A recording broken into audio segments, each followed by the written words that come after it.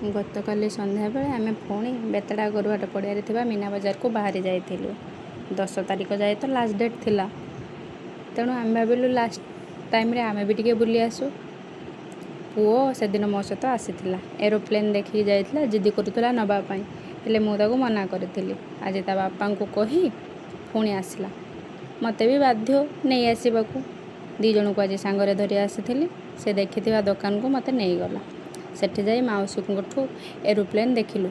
ବୁଝିଲା ପରେ ପ୍ରାଇସ୍ ଅନୁସାରେ ତାଙ୍କୁ ଦେଇ ଆଉ ଯେଉଁଟା ଭଲ ପଡ଼ିଲା ସେଇଟା ନେଲୁ। ତା ଭିତରେ ତା ବାପା ରଜ ପାଇଁ ଆମକୁ ପଇସା ଦେଇଥିଲେ ଖର୍ଚ୍ଚ କରିବାକୁ।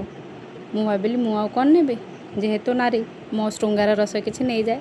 ଏହା ଭିତରେ ମଉସା ଚୁଡ଼ି କାଢ଼ି ମୋତେ ପିନ୍ଧେଇ ଦେଉଥିଲେ, ଆଉ ଦେଖେଇଦେଲେ, କହୁଥିଲେ ଯେ ମୋ ହାତରୁ ଯିଏ ଚୁଡ଼ି ପିନ୍ଧିଛି ସେ ଜାଣିଛି ମୁଁ କେତେ ଗାଁ ଗାଁ ବୁଲି ଚୁଡ଼ି ପିନ୍ଧିଛି। ଖୁସି ବି ଲାଗିଲା ମଉସାଙ୍କ କଥା ଶୁଣି। 2ଟି ଚୁଡ଼ି ଧରିଲି।